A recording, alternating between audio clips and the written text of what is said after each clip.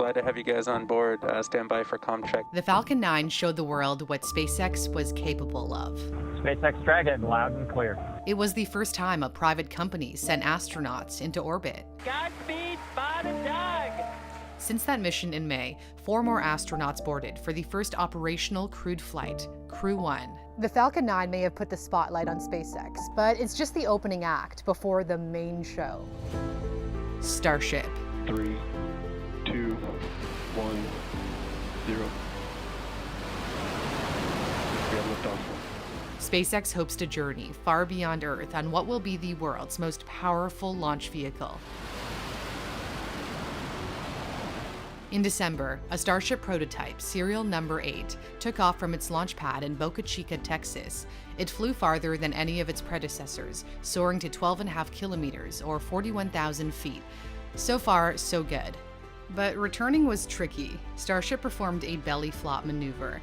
The unusual execution allows Starship to better control the landing by using its fins. It didn't make much of a difference in this case because the vehicle crash landed.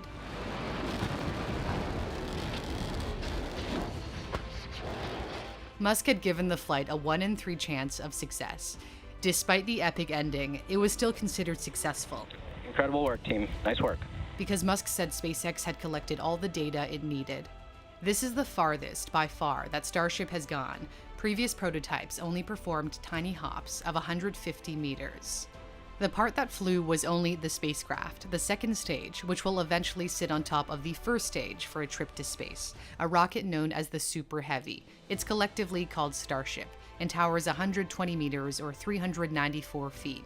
After the 2 stages separate, the Super Heavy returns to Earth by landing vertically, while Starship journeys onward to its destination before also coming home. What makes Starship unique is that it's totally reusable. The Falcon 9, on the other hand, is only partially reusable. The booster returns. SpaceX envisions Starship acting more like a plane, with constant flights and quick turnaround times.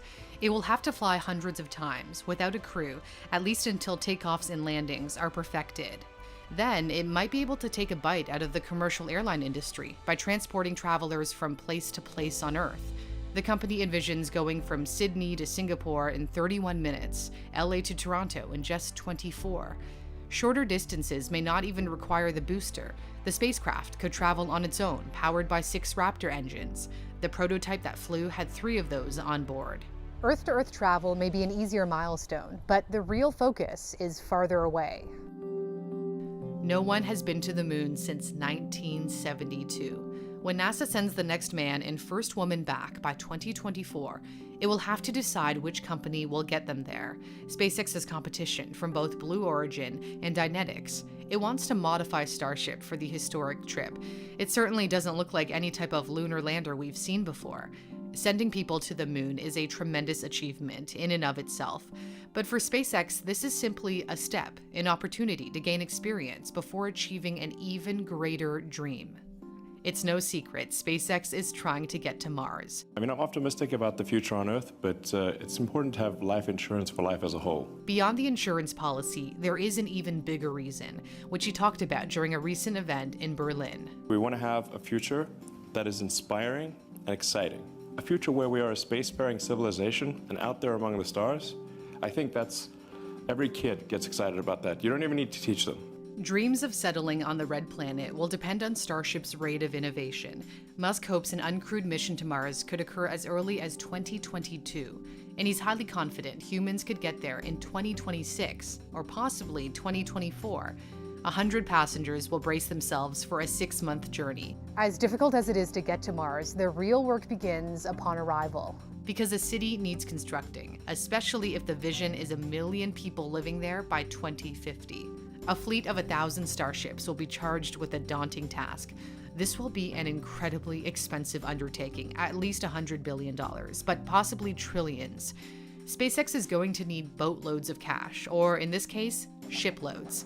Its new satellite internet service for Earth, called Starlink, is projected to bring in $30 billion a year of desperately needed money.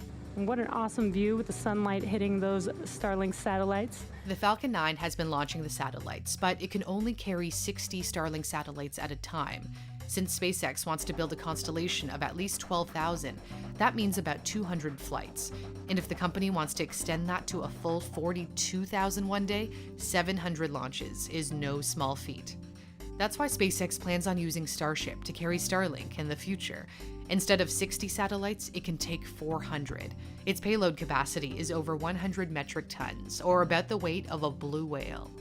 Eventually, satellites would also orbit Mars to provide internet to its new inhabitants. Musk hopes to be one of them.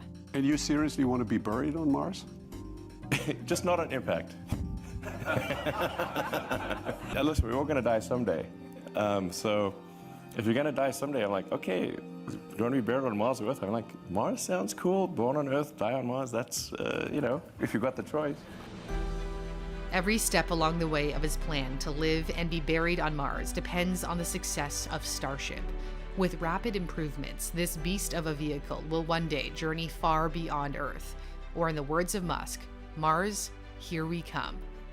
Elon Musk has a bachelor's in physics and economics, but he truly learned about rocket science by reading books and talking to experts. He found a way that worked for him.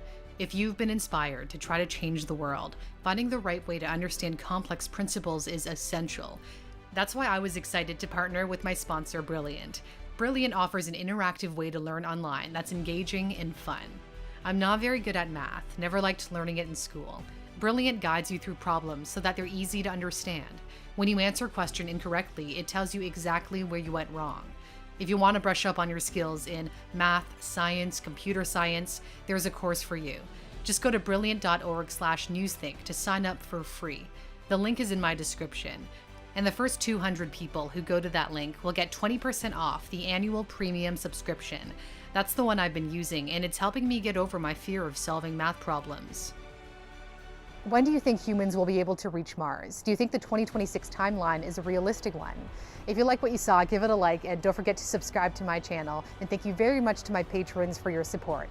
I'm Cindy Palm, and I'll see you next time.